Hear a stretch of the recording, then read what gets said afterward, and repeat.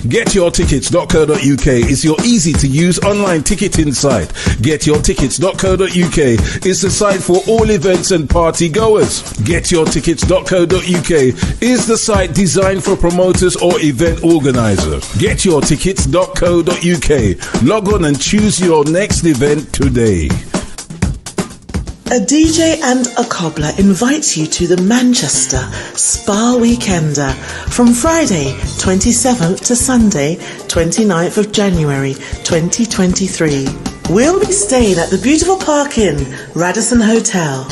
Spend the whole weekend relaxing in the spa. Do a bit of shopping, or if you just want to meet new friends. This fabulous spa weekender is only £129.99 inclusive of breakfast. Based on 2 people sharing, it's easy deposit £40 with 3 payments of £30, then you're sorted. Everyone who books will get 25% off all treatment. For more info, call 07985 118 123 or 07961 173 642 or visit getyourtickets.co.uk. The Manchester Spa Weekender, sponsored by Get Your Tickets and GYRadio. This is one for the sophisticated party people. Dan Raj invites you to his Leo and Virgo birth month celebrations. Bring your Leo and Virgo parties to the big one. Saturday 20th of August at Tottenham Green Leisure Centre, N15 4JA from 9 p.m. to the late a.m. Attractions include a 360 photo booth, soul food, group drinks packages, table bookings, and Leos and Virgos, you're free. Your DJs are 5th Avenue, Special Touch, Studio Express, Fats OHO, Studio One, Fat Band Sound, System from Quality Assured, hosted by Martin Winter. Elegant and dapper dress essential. Info and tickets from the DJs or call 07910 224 847. Online bookings from Eventbrite, Tubes and Get Your Tickets. Coaches from South London available. It's a game changer. See you there. James Shoe Care is your multi-service store in Barkingside, and Martin Winter has now been trading there for 13 years. Repairing your shoes, cutting your keys, engraving and supplying your sports trophies, stocks, leather and travel goods, repairing your watches and giving you the best service ever. He opens from 9 to 5:30 Monday to Saturday. So pop in. James Shoe Care, 97 High Street, Barkingside, Essex, IG6 2AH. Visit jscbarkingside.co.uk. Call 07985 118 123. James Shoe Care, Barkingside. We're not just a load of cobblers. Martin Winter and Michael Simon invites you to Celebration of Life on Saturday 24th of September, taking place at the beautiful Woolston Manor Country Club, Chigwell, Essex, IG7 6BX. It's the black and white Leo and Virgo affair. Men in suits, ladies in dresses. From 9 till late, there will be 2 rooms of ultimate raving experience. Room 1, Studio Express, MJR Roadshow, Swaby Irie, ELC and DMAC, hosted by Fats OHO. Room 2, Mosty G, DJ Countryman, DJ Christos, Sharky DJ, PC Nightlife featuring Errol Lloyd, hosted by Polito Don. This is a ticket-only event. Early birds £20, then £25 thereafter. Available from getyourtickets.co.uk, MSP, James Shoe Care or the DJs. Group bookings and VIP tables are available with coaches from Birmingham. Call in 07985 118 123. Celebration of Life, Saturday 24th of September at Woolston Manor. Let's all celebrate life together. Here's GYRadio, the little station with big intentions. You better know that. Our DJ House Party Queen. One good thing about music, when it hits you, whoa, whoa, I say one good thing about music, when it hits you, you feel okay.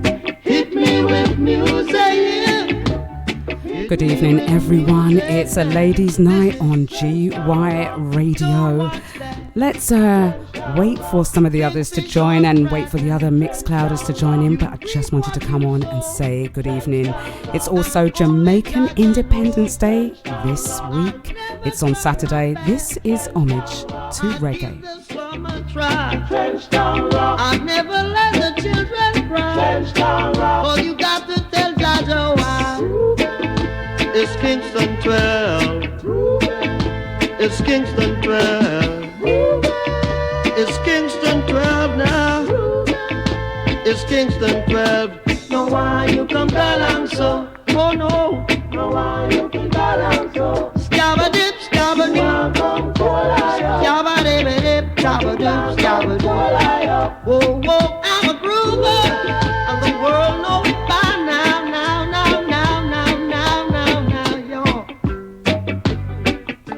Oh, now I said, you feel no pain. One good thing about music, when it hits you, feel no pain. Hit me with music now. Oh, now, hit me with music now. Hit me with music harder. Utilize me. This is I say, don't watch that. If you are big fish or sprat, you reap what you sow. And everyone know now. Don't turn your back. I say, give us one a try. Never let the children cry. Oh, you got to tell Jaja why. It's Kingston 12. It's Kingston 12. I said it's Kingston 12 now.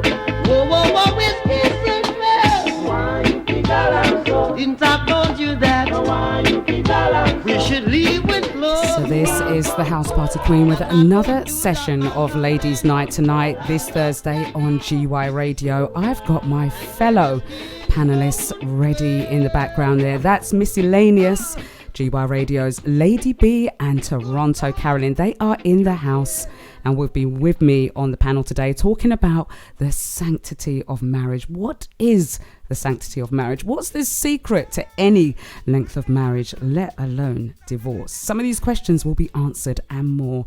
So don't forget to tune in, join in, ask your questions, and let's see what this discussion will be about today. I hope you guys will enjoy. Welcome, Toronto Carolyn. Welcome, Lady B. What is this? I hear them talk about FBI spies. Don't forget, this is Jamaican Independence Week as far as I'm concerned. Jamaican Independence Day is on Saturday, the 6th of August, where we celebrate 60 years of Jamaican independence. What? That's great. I'm loving it. It wasn't on a Saturday, but a Sunday. It's over here they can't find me. It's been reggae all week for me. Just been playing sweet reggae music across the channels. Do you have a son? Do you have a gun? What's this? I hear them talk about Operation Kingfish.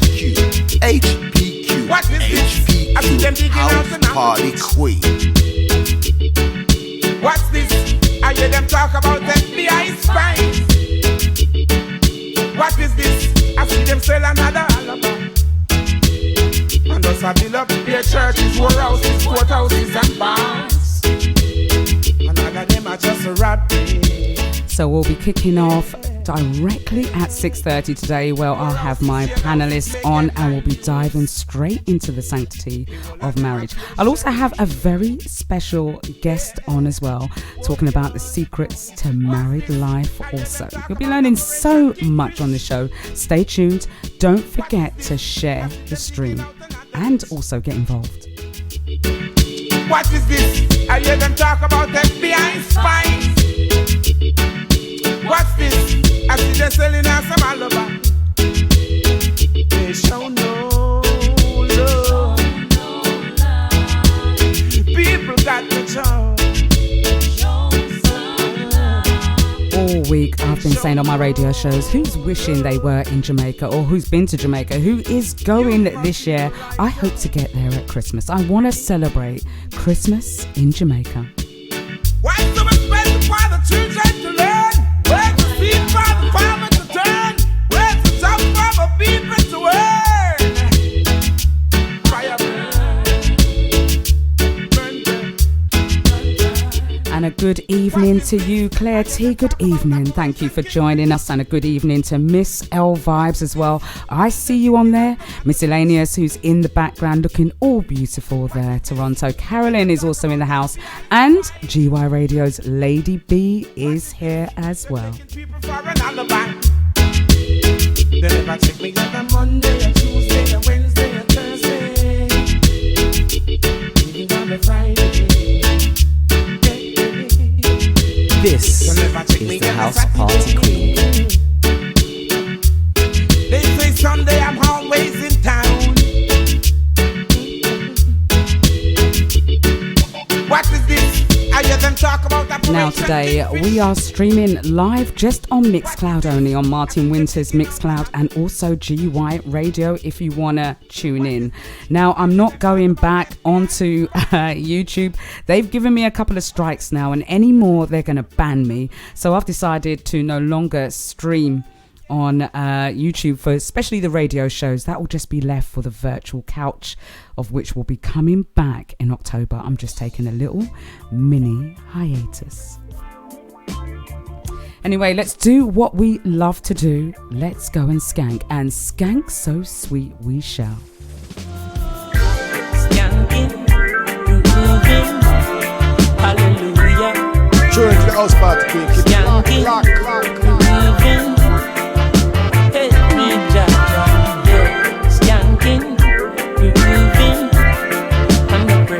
And like I said, don't forget to share the stream, get everyone else to join in. This is going to be a fantastic subject tonight.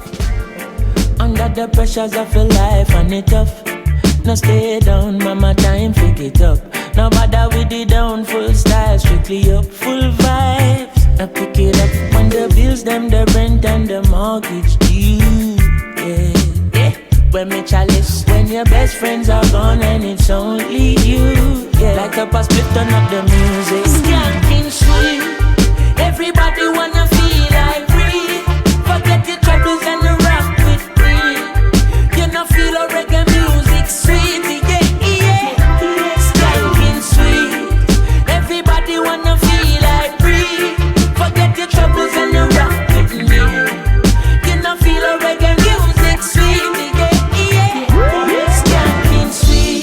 for every pain there's a melody. I'll tell you what, people say that 50% of all marriages end in divorce, and many people believe that divorce rates have increased in recent years, especially after coming out of lockdown.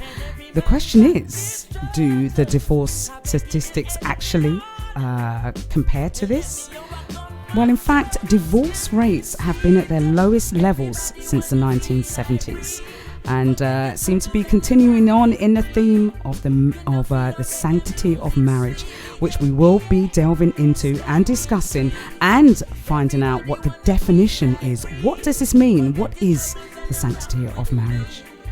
You know, feel a reggae music sweet, yeah. Skanking sweet. We skank it till our morning come. Until the day when my troubles are done. Hallelujah. We're grooving in our judgment. We're grooving all my troubles away. Everybody wanna feel like. Do you know, it always intrigues me. Anybody who's had the time and effort to have that kind of longitude of marriage, anything over 10 years, wow. I've not been married myself. That's not to say I'm not marriageable, if I use some of those funny words, but I've never been married. So it'd be good to find out other people's perspective of the sanctity of marriage and what it means to you, the reasons why you got married yourselves, whether it was indeed for that stated fact or for anything else. Be interested to find out. Share the stream. Don't forget to get involved today. It's going to be a very interesting subject. And soon, very soon, I'm going to introduce my panelists. They're coming on. They're sitting in the background, waiting very patiently. Thank you, ladies. I see you. But in the meantime, let's just play another track. Let's play this one. Sunrise wake me up this morning, and I can hear Mama Africa calling. Alright, alright. I tell you me alright, yeah. I got to give the most high praise. From me sit the lid them on both eyes raised. Breathing the breath of life, so I pray to still I see I for watch over those like we. Yeah. Smile with the rising sun. The creation me never hiding from. No negativity up in our high kingdom. Mama Africa, your child so come. I'm such a rise me out of my bed. I mean, go and go wash my dread. As I said, we are streaming live on Martin Winter's Mixcloud and also on GYRadio Mixcloud. No YouTube today, no Facebook, no way. Alright, I tell you me alright, yeah. What a sweet summer day, Mother Earth, you I am free from a day. Me choose some carrot and beet and eat a jelly. Then dipping at the river cause me feel figure big. I wash off the crosses off of me. Sweet life King Selassie off of me. Never be ungrateful, no people go sleep and they never wake up. But Jaja rise me out of my bed. I mean, go and go wash my dread. Me alright, alright. I'm a say Jaja sunrise wake me up this morning, and I can hear Mama Africa calling. Alright, alright. I tell you me alright, yeah. Breeze a blow and my vibes just a bill. Anytime I see the sunlight I climb up the hill. Now I'm no work so I time for me chill. Some whole a meditation and trying to be still. Visions of Mama Africa I float by. Even though you're far I feel you're close by. The mysteries of life I seek to know why. Hailing the most rise me out of my bed. I mean, go and go wash my dread. Me alright, alright. I'm a say Jaja sunrise wake me up this morning, and I can hear Mama Africa calling. Alright, alright. I tell you me alright, yeah. I say me alright. Go back a pyramid, chronic set. And if you know say I wait this morning, give thanks and praise to Jaja. And give thanks and praise that it's a Ladies Takeover Thursday. It's ladies all on GYRadio, starting with Miss C on at 5 a.m. in the morning. Then Lady Connoisseur, DJ My Riri, Lady Banton, Natural Mystic, and then it's a share between myself and Lady B on a Thursday. Then we have Juicy, DJ Juicy on at 8 p.m. and the wonderful Miss L Vibes at 10 p.m, which concludes the whole day of ladies. Straight after this track, I will start to bring in my ladies for Ladies Night. And this is Romain Virgo, Love Doctor. We all want some love, need some love, should have some love. I'm your love doctor. Call me anytime you need me, baby. I know you like it like this. House party when I kiss you on the lips, I'm your love doctor. Call me anytime you need me, baby. Just call me anytime when you're ready for the bump and grind. It's only you. You're all I need. Are you ready, ladies? I did you wrong, and I'm sorry. I miss you ready, Lady B? That's why I'm writing this song. You're gonna need. And there she is. is There's MissyLaneyUs on screen. She doesn't even know. There you go, my darling. Good to see you. Call me anytime. I know you like it like this. Hey, when I kiss you on the lips, I'm your love doctor. Call Just mute your mic for me, my darling. You need me, baby. Just call me anytime when you're ready for the bump and grind.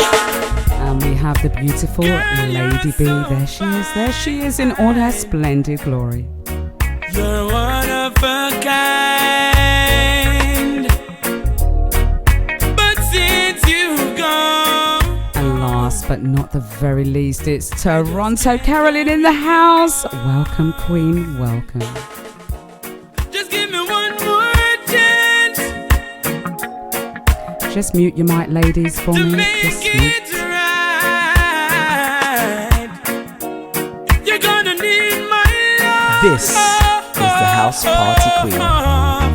In a lonely night, 'cause I'm your love doctor. Call me anytime you need me, baby.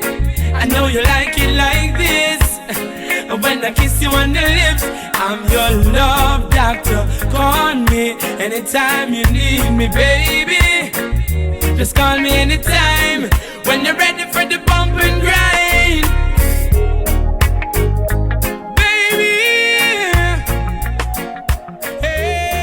So that was Remain Virgo with Love Doctor, and that's the end of just some of my reggae tracks in celebration of Jamaican Independence Day this week. Ladies, put your mics on. Let's start chatting. How are you, ladies? First of all, Toronto Carolyn, I noticed you got a London t-shirt on today. You're repping the UK.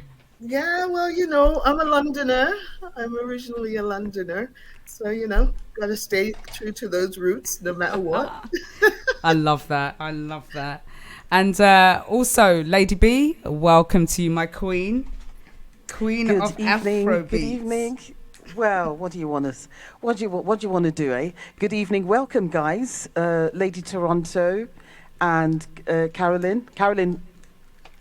Toronto, Do you know Carolyn, what? and MissyLaneyUs. I like Lady Toronto. What do you reckon, Carolyn? Lady Toronto? I like that. I could go I with like that. that, actually. I appreciate that. Thank you. Thank you. Lady Toronto. That's what you're going to be called in future. Forget Toronto, Carolyn. It's Lady Toronto. That's your new name. And MissyLaneyUs, my darling, how are you? I am well, and it's great to, it's surprising that it's been a month, right? That we've not seen each other and so forth. So I'm really glad to be here. Really I know. Oh, great stuff. It's always a pleasure to be with you ladies and discussing all these different subjects that we have at hand. I think between us, we've got so much experience into respective experience that we can bring to the table. And discussions like this, I think, are just very welcomed and I hope very much appreciated. So, without further ado, we spoke about, and in fact, okay, start again. We're talking about the sanctity of marriage today and what that actually means, and delving into a few facts and figures around marriage, maybe even going into relationships, maybe even getting into divorces. We don't want to go on to the doom and gloom. But I've also got a very special guest here this week. And he has been in a relationship for 36 years and been married for 33 years. And I know it's amazing that we say wow, right? And that's what annoys me. When someone's had that length of marriage, we're like, wow. And I say wow because I will never achieve that in my lifetime now. By the time I get to my age, it's just not going to happen. So for me, it should be celebrated to spend so long with one person for that long, man, without killing them, first of all. So, kudos, absolute kudos to him. But, I'm an unmarried lady, so I have no idea what it's like to be married. What about you ladies? Any of you ladies been married? Not that it's a bad thing. I was married. Well, sorry. Yeah, I was married. I was married for 8 years. And I was young when I got married. And, as you reflect, as you get older, I feel that maturity has a lot to do with marriage as well. As you mature, things that you wouldn't tolerate at a younger age, as you get older, you kind of reconsider, just stepping back and looking at it from a different perspective. After life experience, I was a bit of a hothead when I was younger. I'm a little bit more decisive and more about looking into decisions. And I will say that my ex-husband and I are very, very good friends. And I will put it out there that he is and still remains, I think, the love of my life. We have a son together, and we've always had a very amiable relationship. So, yeah. And that's absolutely beautiful. And how and if any marriages should end, how it should be. You have that respectfulness and admiration for each other because you've brought something beautiful into the world. MissyLaneyUs, what about yourself? I'm sorry to get so personal. I don't want to get too deep and personal into your lives. I was just asking the question because we've got to talk about marriage, right? So we need to understand where we're coming from. So I'm putting it out there. Yeah. No, I'm like you. I've never been married. So to hear that somebody had been married for 33 years, it does make me think of my parents, and I've got the image of my parents and the role model of my parents, if you would like, as an example of how a marriage can work and how it can be a positive experience. I'm not saying there weren't struggle within it. I'm not saying that at all. But just how it can be a positive experience. Absolutely. And just to let you know, you're echoing a little bit there. Am I? Yeah. I'll let you work on that whilst we're talking to Lady B and everything. Just a tad, but you're coming through very, very nice and clear. And Lady B, what about yourself, my darling? Has anyone grabbed the hand of this empress? I was married for 6 years. And although the relationship spanned 11 years, I was married for 6, and I was very young when I got married, and I left the marriage when I was 30 years old. So I was 24 when I got married, like Lady Toronto said, that I ain't forget. You accept a lot more I accepted a lot of rubbish as a younger woman. And over time, I just didn't feel the need. I started to grow up. By the time I hit 30, it was like, actually, what is this? I shouldn't be here, doing this. And the husband wasn't growing with me. Mm-hmm. I think one of the things that makes marriages last longest is if both couples are growing together and learning together, And that being said, though, after I left the marriage, I got into a relationship which spanned a total of 27 years, but on and off. So, yeah, I know it doesn't count as a marriage, but yeah.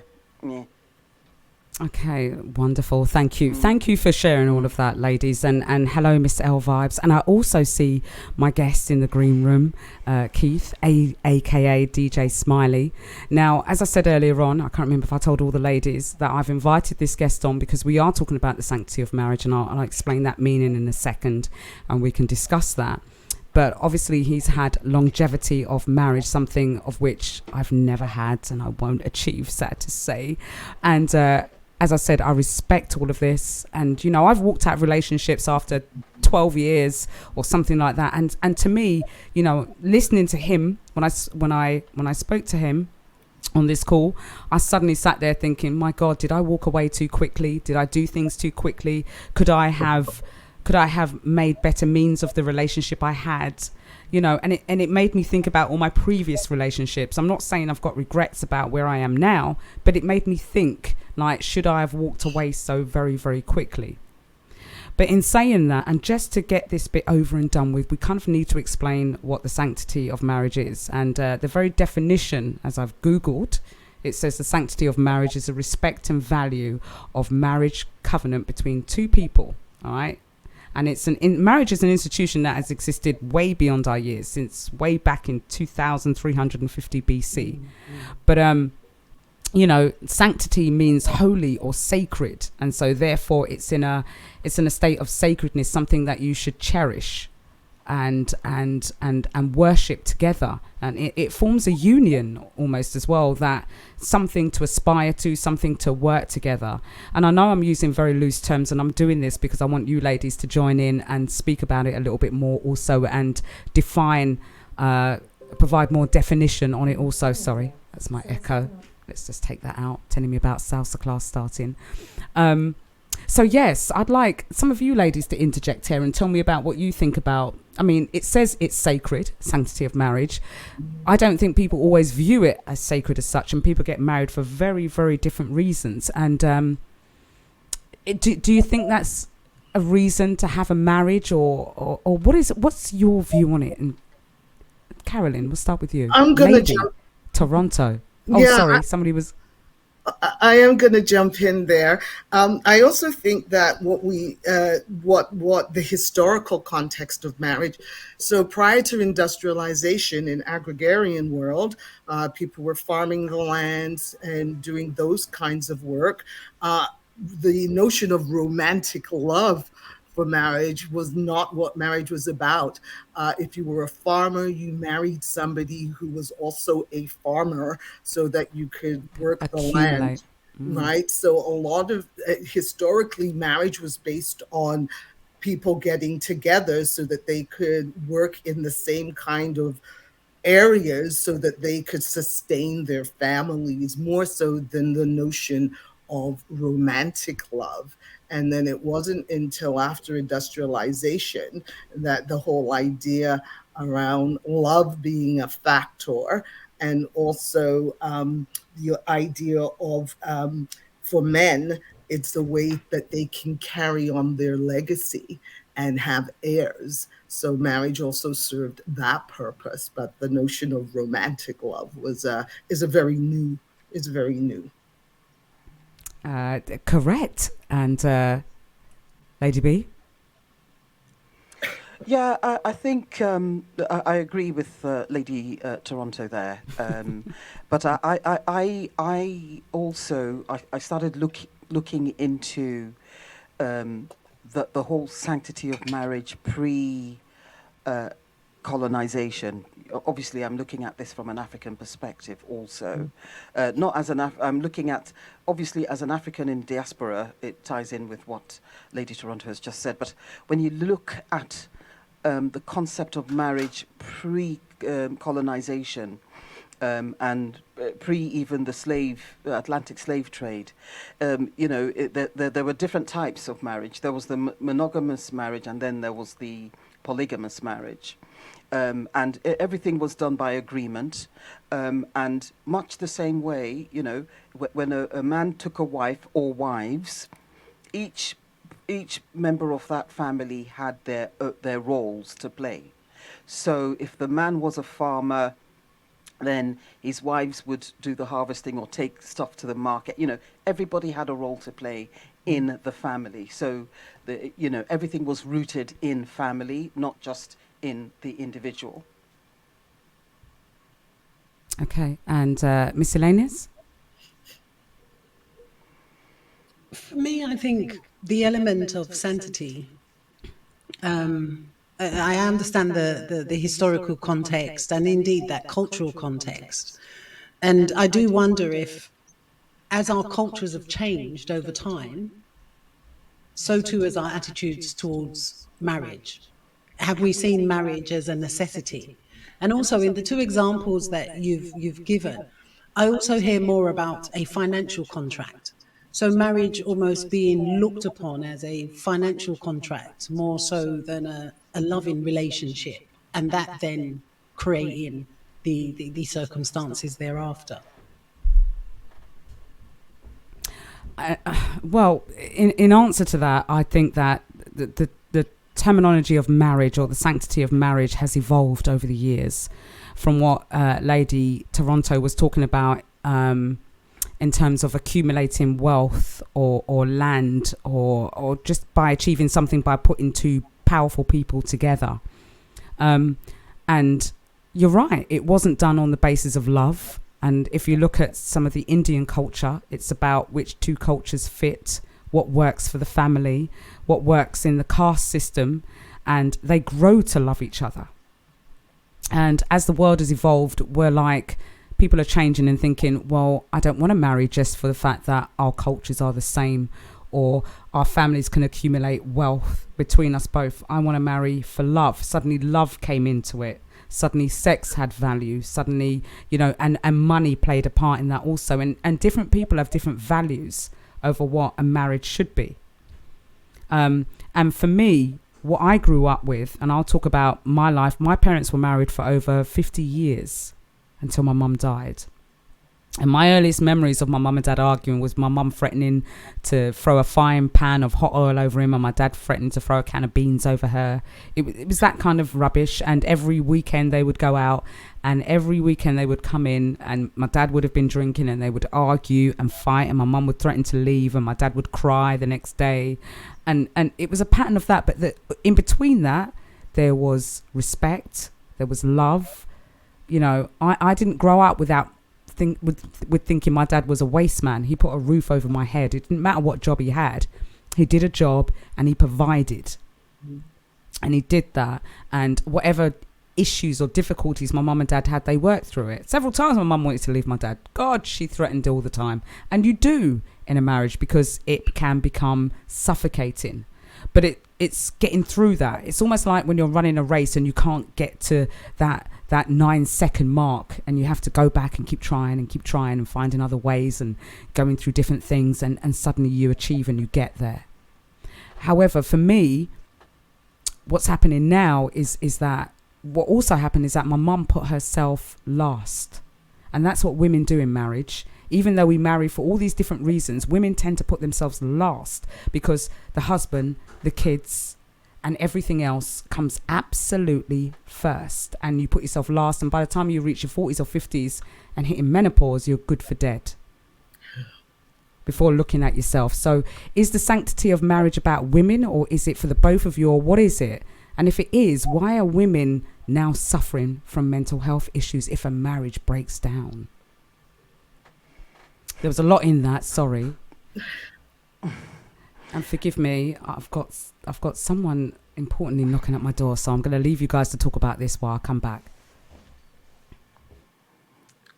Well, I think just to talk on the mental health aspect, a lot of, like I said, I got married very early on. I met my ex-husband when I was 19. And, I'd never had a boyfriend before then. I knew nothing. I didn't even know who I was. Do you know what I mean? So by the time I hit 30, I'd had my daughter, and I started to realize that, hang on a minute, what's going on here is not what I was expecting.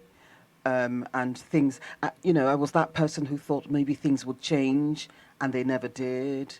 And so that actually had having left that marriage, it had a knock-on effect, because you have this idea in your mind as to what marriage should be. My parents were married for 25 years. They did get divorced in the end, but they did 25 years of it. And my mother, after 25 years, my mother said she'd had enough. And I was trying to beat that. I was trying to go the distance. I didn't want to be divorced. I didn't want, but there was too much going on. Domestic violence, and particularly, which really was what made me check out of the marriage. And I just thought, I would like to stay, but I can't take this anymore, particularly because I had a daughter, and I couldn't allow her to grow up in that kind of environment. So that impacted mental health-wise very, very heavily, actually, because it made me feel like a failure. And that's something it does to women. I was brought up with, and how many times did we learn this at school when we were growing up, right?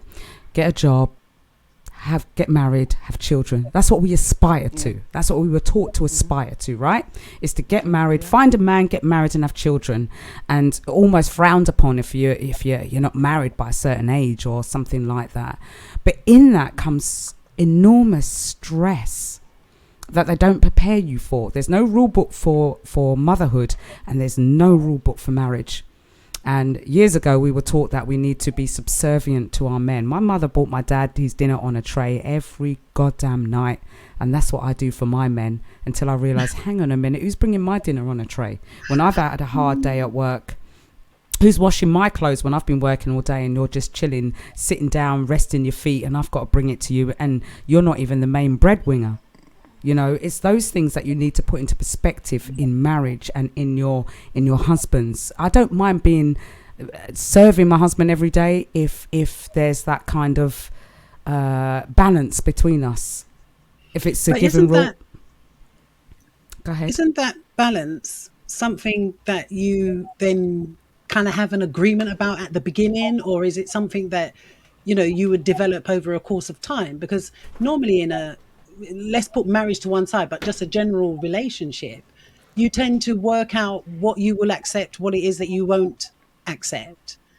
But I also appreciate what Lady B was saying about, you know, her parents and then wanting to actually beat that target. Because as first generations born in this country, the image that we have is our parents were successful at certain things. In particular, you know, raising us, giving us a home, and the idea of marriage, it was marriage that, you know, boy, it kept them together. You know, they were married. It was a couple. Everybody was in couples and married. Next generation came along. I can remember in the 80s, there were quite a few weddings that was going wrong, you know, in your group, in your social groups and so forth. Come the 90s, that dipped quite significantly. And I do wonder if that's something about, I'm not putting up with what my parents put up with, like what, you know, HPQ was saying. Because we as women now, actually, we have to contribute so much more to the household. So the idea that we're holding down a full-time job and we're still maintaining the house is a form of oppression, actually, that we as women, we're fighting against. So there is something about that balance. How do we get that balance? Yeah, and I would like to add too is that roles were very defined for men and women, particularly in our parents' generation. And so to HPQ's point, as a woman, you were groomed as a young lady that you would find a husband, because women didn't have value, right? Women couldn't vote. Women couldn't get loans. Women couldn't get mortgage. Couldn't get loans, women were not independent without having a husband. And so with that kind of a framework, that's what we all aspired to. I mean, if you were 30 and not married, you were considered a spinster. What's wrong with you? Oh dear, nobody wants her. Oh, she's going to be a spinster. Shame on you, right? And so the aspiration to have value. And I remember going to university and being told that many women went to university to get their MRS. Forget the BA, forget the masters. They were going to get their misses. They were there to find a husband, right? So, and to your point, Lady B, miscellaneous, that we have now changed. We're women. We are working. We're independent. We have a different sense of value to who we are, and so the tolerance to stay in a bad marriage is we're given more opportunity to say, I will not tolerate that. I will not tolerate that. Whereas I think my mother's generation and earlier generations, they didn't have those choices. Yeah, they had to. They absolutely had to. And my mum tried to instill those values in me in terms of you need to grow up, get a man, get married and have kids. And I was quite rebellious. I remember growing up and her thinking, you know, my sister and I had to wash up the dishes, iron the clothes, make my dad sandwiches, cook the food, and the boys just had to wipe down the skirting boards and hoover. That's all they did. And I remember saying to my mum, so why do they have to do so little and we do so much? That's what boys do. And as I grew older and I started to match what my mum did in terms of looking after a man, and then when I realised it was getting me nowhere in terms of domestic violence or lack of respect, and I'm thinking, why am I giving myself all to just be this woman? It's like being on mum's net. You know, you need to get your almost like your card to say I'm a woman. I look after my man, I wash his clothes and I cook for him every night, so therefore I'm wife material. Well, stuff that. I am wife material. Just because I don't cook every day and wash your clothes, that doesn't mean to say that I'm not. It just means I'm making my stand as a woman and saying that I need to be respected and I need to be looked after and bought some food and the house clean up when I come in from work as well. So it's not like I'm sitting with my feet up waiting for a man to come and do this. If we're in a unison together, it has to be unified. And we have to have those respective values spoken about and discussed and agreed rather than assumed values. And that's my problem, is assumed values. Do you think that the male attitude has progressed alongside? So that's a good question, and this is probably the point where I'm going to bring in my little guest. He's been sitting in the background listening, and I've watched him. He's been very, very attentive and listening here. So let me welcome my guest here, because we need to kind of hear it from a male perspective. This is Keith, aka DJ Smiley. You've been listening to this, haven't you, sir? I have indeed. Oh my Welcome, Lord. And let me introduce you. You're with a panel of women now, and you're on your lonesome Jonesome here. You are on your own, right. And hopefully we've got a few guys out there that are going to be advocating for you. But obviously, I gave you a big introduction there and spoke about the years of longevity within marriage and the role of women within marriage as well. And I'd like to hear your perspective on this. Sharky saying, "Poor Keith." But before you do that, Remix AK put in the chat, it's possible that the routine that you built over time will take a toll on you when there's a drastic change to the setting. As you say, there's no rules to marriage but the change definitely takes a toll on your mental health. He is supporting us. I know, don't worry. I think it's a he, so I'm apologizing if it's not. But welcome, Keith. Thank you. To Ladies Night, and thank you for coming on at such short notice. I contacted you yesterday, but I thought it was really important that you were part of this chat, especially through your marriage and sending us the secrets of success or non-success, as he would say. And I think it was, who asked the last question? Was it MissyLaneyUs or Carolyn? Yes, I asked whether or not the male attitudes have changed alongside the female attitudes over the years, recognizing that women are now in the workplace, they hold down a full-time job, and and whether they see that there should be a sharing of those home responsibilities. It's all on you, Keith. It's all on you. Yep, welcome, and thank you very much for having me on the platform today. I know it's Ladies Night, but yes, I'm going to share as much as I can, and we can have a great debate, which I'm sure you ladies are going to do without me anyway. But let's go.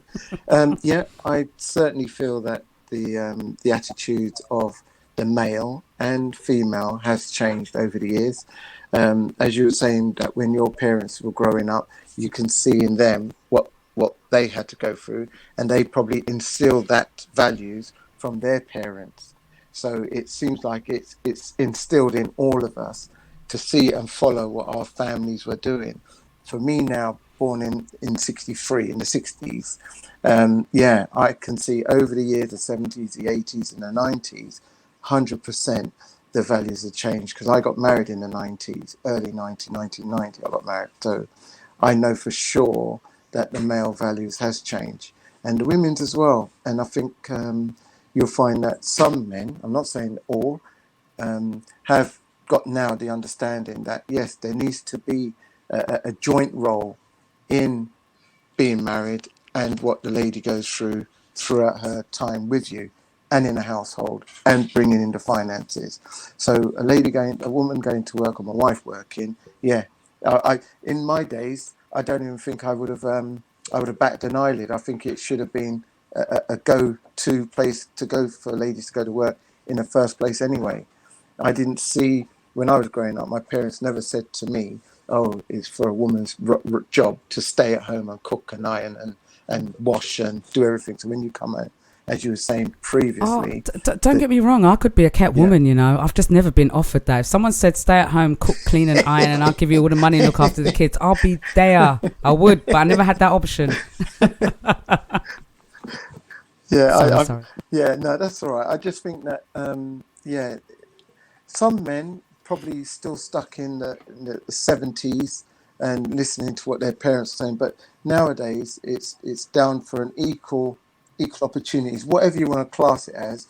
You've got to have some sort of dialogue with your partner to know that, yeah, I'm here to share, I'm here to help, I'm here to do whatever. So I definitely think that roles have changed, and males, I'm just saying because my friends are similar, has changed. The attitude has changed.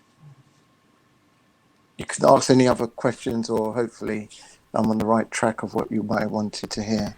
So how are your roles at home, and do you think that they have evolved over the course of your marriage? Did you come in with expected perceptions of what a marriage should be like? My wife is going to cook my dinner and she's going to wash my clothes and I just need to go out to work and be the breadwinner.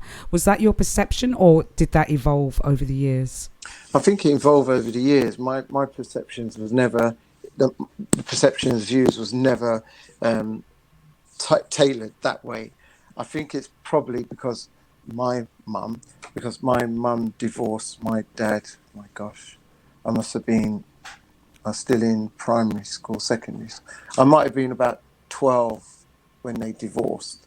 So my mum brought 4 of us up on her own. So my values and what she instilled in us would never have gone down that road. But over the years, yes, I think when you find your girlfriend and then you get a baby and then you start getting married and you start buying a flat, you realise that it's impossible for one person to do all of that.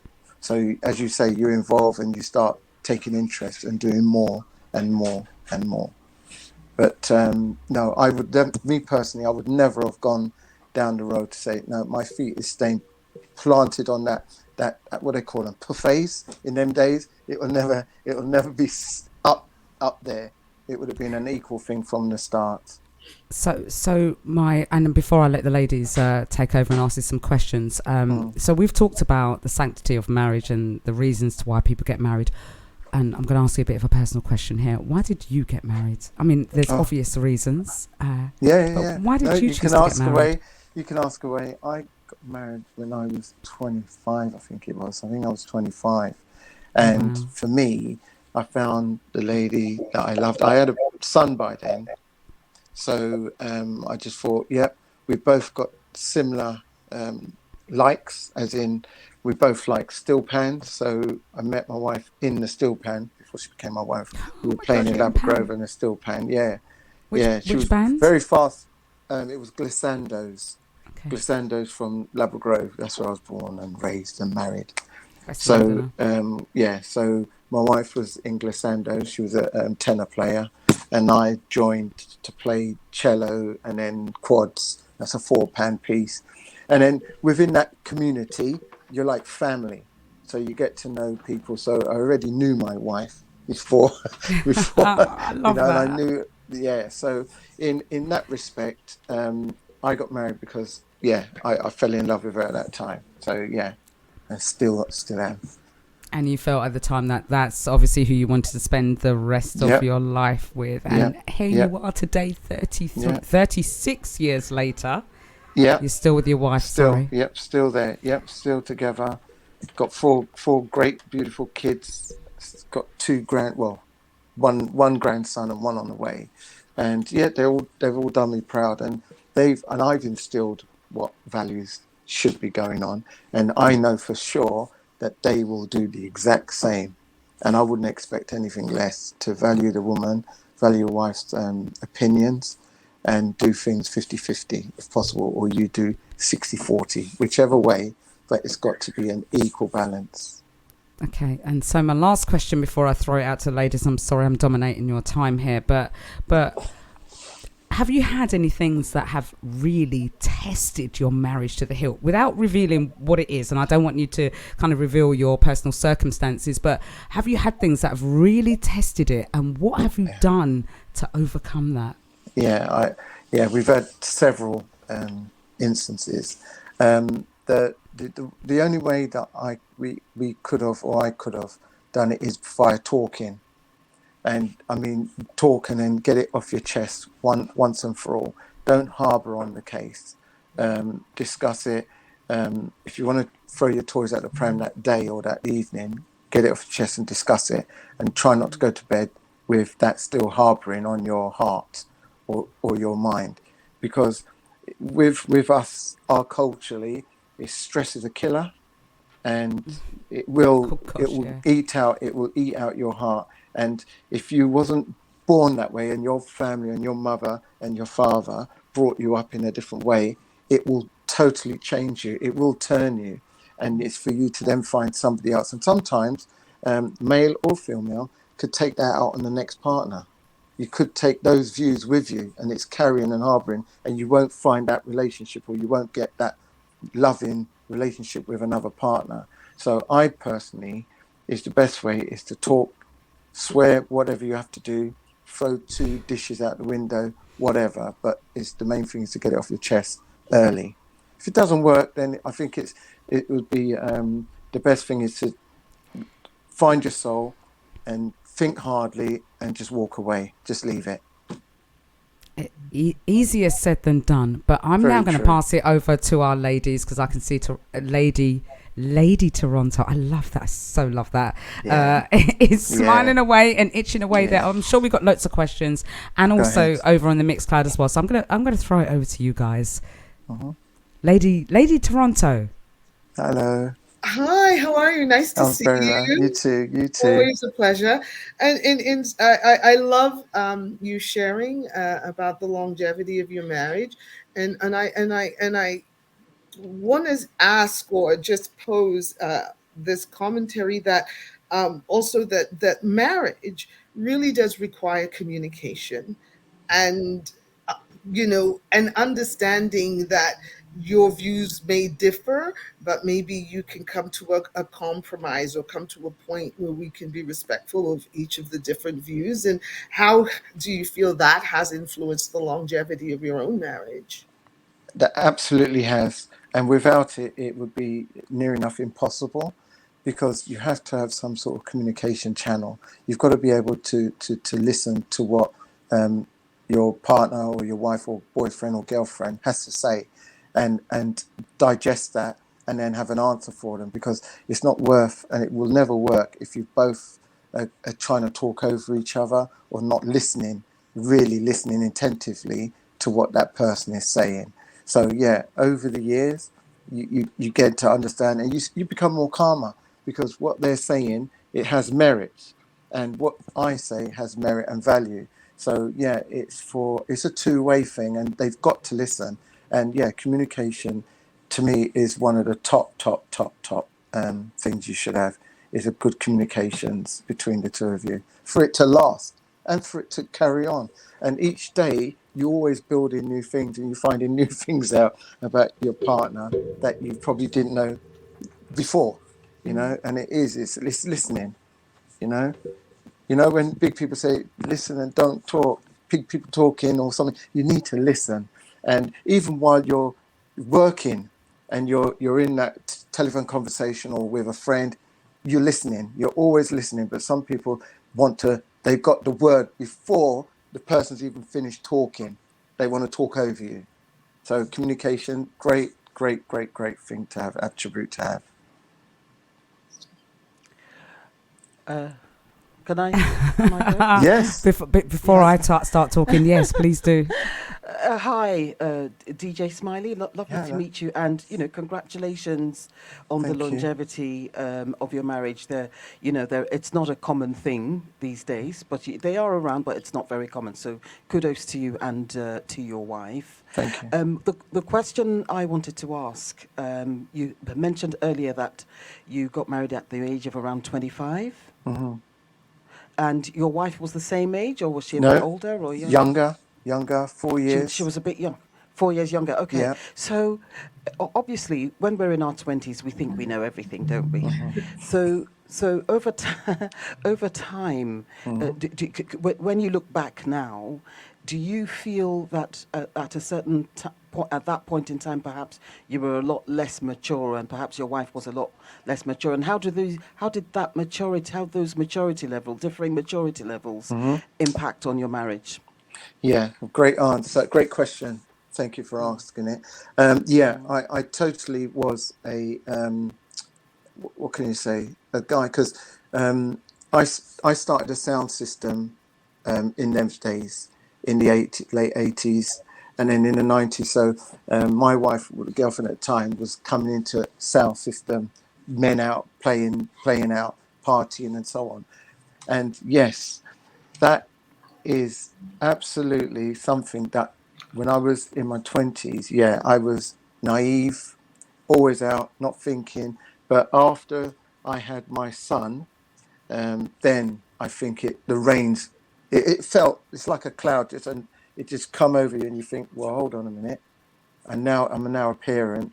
I have to change my attitude. Things have to change.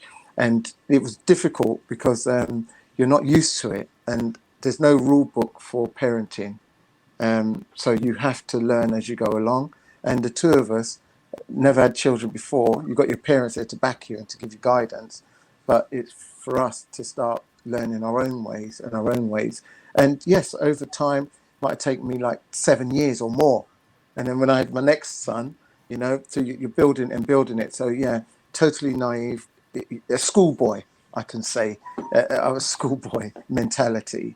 But yeah, over the years, it definitely changed. And I take my hat off to my wife, because the two of us managed to work it out.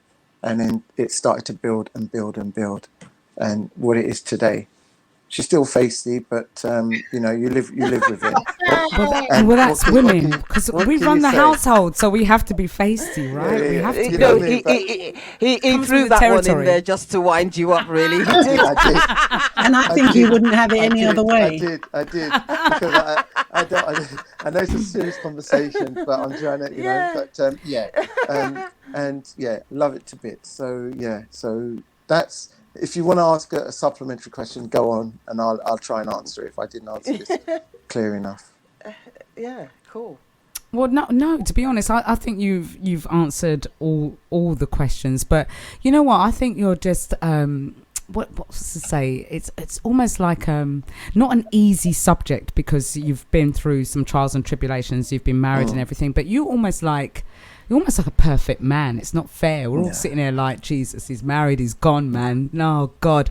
But, because you've sat there and you said the reasons to why you've got married also, and that you've learned and you've evolved and you're continually learning. But we can't always say the same for all other men. It's a trial and tribulation to get people to see what they need to do and what need to do. It came to you like a light bulb. Yes, I need to do this. Yes, I'm married.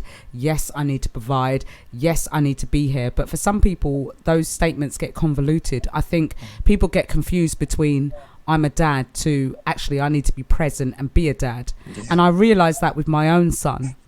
I had my child very young. I had him at 17 years old. And I was, when he was younger, I had a part-time job. I didn't really work. And then I went to work in the city. And he was then coming on to, 10 or 11. So he was down at my mum's all the time. And I took advantage of that. I was like, he's down at my mum's. I'm working in the city. I can go out and party every weekend because my son is at my mum's and everything's okay. He's getting the love from there, and I can do what I want. I can have my teenage years now. And what you don't realise is that children still need your love, time and attention. The same with marriages. Doesn't matter that you go out all the time, you still need to pay that love and attention the same way as you need to do to children. And if you don't nurture that, it's going to fall by the wayside. And you've got to learn these things, and marriage and parenthood is continual learning. I've said it before, you've said it, and everyone else will say it. There's no rule book in how this should be married. It's all about patience and is this the person you really love and want to be with for the rest of your life, and this is what you want to work at, then you work at it and you make it work. For the people that don't make it work, that's a difficult subject to broach. That can apply to all of us here. We haven't had that longevity. We've broken away for various reasons, and for some of them very, very, very good reasons. And it's those reasons that leave a mar on us as well. You haven't gone through the cycle of, you're beating up your woman and left her mash up and broken. So you haven't got to go back and heal those things and regroup as a person. You've been a great person, I suppose, or allegedly, I should say, for the majority so of your life. I'm going to bring her in so she can see. You can see her. Yeah, please. Can we bring her in? I would love to meet her. She might not like that now. No, tell her. Tell her. There's 4 ladies that want to meet her. But anyway, her name's Gina. All right. Okay. As you do that, ladies, is there anything else you want to ask? Because I've dominated that conversation just for a bit. And Claire's saying, "Poor Gina." Sharky said, "Listening is hard for some people." Yes. I just have a comment. This is about a video that I saw on TikTok a few days ago. And it was a man talking. And he said he was talking to a friend of his one day. And the friend said, "My woman must be subservient to me." Oh, Lord. And he turned to his friend and he said, "Your woman must be subservient to you. Will you be subservient to the bills?" And he said, "What do you mean?" He said, "If you're paying, your woman can be subservient to you. If you're paying all the bills, respecting her and looking after her, of course she'll be subservient to you." And I thought, actually, that is a good point. If it was, a lot of the time, men don't move, don't grow. They don't know the meaning of what they're saying. You're talking about a subservient woman. So what does that mean to you? Does it mean a woman that you expect to do everything for you and you don't respect her? Is there a reciprocation?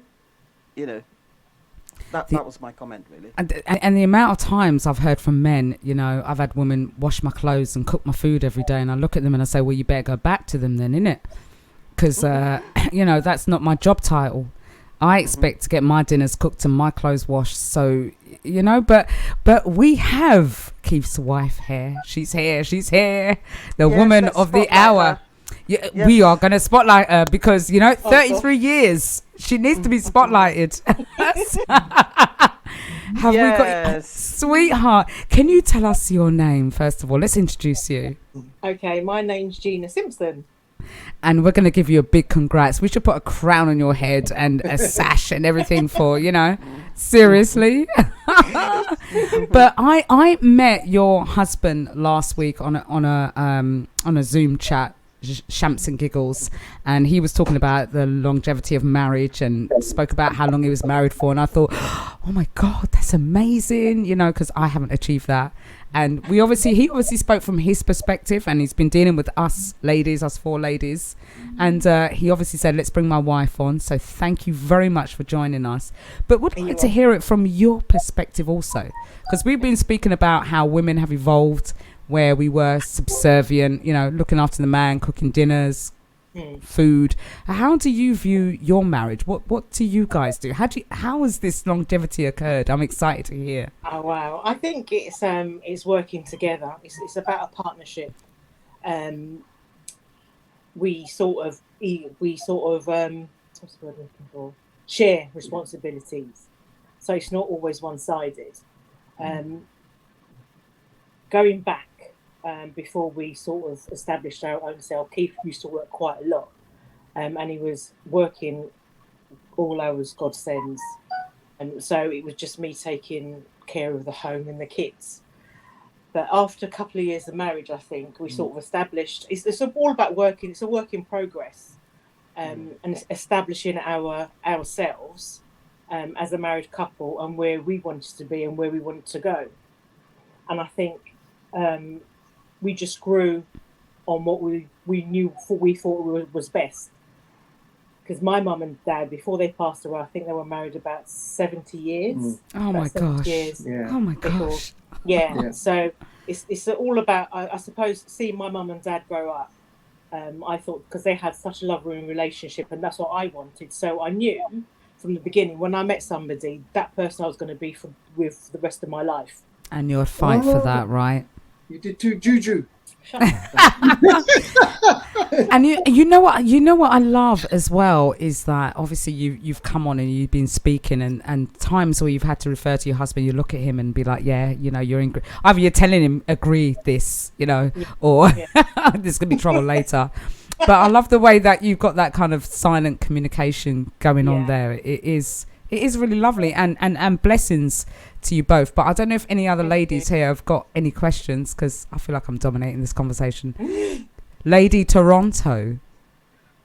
I don't have any questions. I'm just so, there's a whole idea too about in the Black community about marriage and us and the lack of marriage in the Black community, which is a total trope.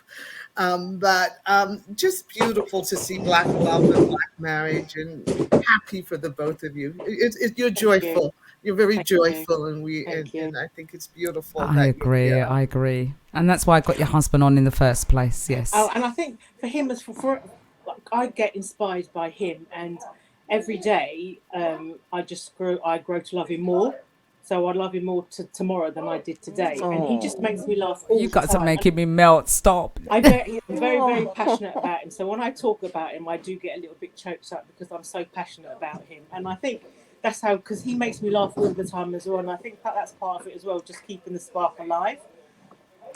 Also, what I see between you, just looking at the both of you, I think there's an innate kindness. You're so kind to one another. So I can actually see that, and that's probably another reason why your marriage has stood the test of time, because you each see each other's problems, and you each sort of like take things. I could just see that. Well done to both of you, honestly. Thank you. Been hard work. Yeah. It is hard. Oh gosh. I know it's hard work. It's hard. I know it's hard work, but the kindness is there. When you're kind at heart, you'll always worry about how the other person is feeling, or how and I can see that. I like that. I like that a lot. So my question is, I'm going to take it from another direction, and it's great, and it's all love and everything. What happens when you are vexed with each other, like proper vexed with the world? I don't want to see you. I want to fling you out the house and dash some things at you. How do you separate, deal with it, and regroup? I think there's a sort of probably about a couple of hours of silence, or we don't talk to each other, literally. Just a couple of hours. Just a couple of hours. Yeah. A couple of hours, we just don't speak together, and then one of us will start it and say, "Why are you upset with me?" And then we just take it from there, and we just have a full-blown argument or whatever, and then kiss and make up, and it's done. Oh, can we just take these guys off the screen now? All right, I've had enough now. I'm getting you off. We wanted to hear conflict and fight, and all we hear is just love and just like, oh, we love each other. You are what we aspire to. She girl after me. Oh, yeah. She did try to beat up a girl. Good girl. Did you punch her up, man? Yeah, madness. That's absolute madness. Fling two left hook and tell her where, go take a run. Yeah. No, seriously. Sometimes you have to fight for your man, especially when they're worth fighting for. And seriously, he's worth fighting for. I would take hand, foot, fist, chair, curtain rail, everything, and fight for my man. And some of these things you need to do. I never understood why some women fight for their husbands or men. I'd be like, why she beat him up? Why the other woman? But sometimes it's a lash to the other woman, and at nights it's well, for the man it's like 12 years of a slave. Like the film goes, it's 12 years of a slave if you mess up. I'm telling you. I can vouch for that. Yeah. But thank you so much for coming on. Is there any other questions from the chat room or from you ladies to this beautiful couple here that we have on tonight? Honestly, you've mesmerized us. You made us feel bad about ourselves. I'm going to go back and think, oh God, can't even achieve 2 years. Can't achieve 2 years, let alone 33. I don't feel bad. It makes me. I was going to say, actually. Yeah.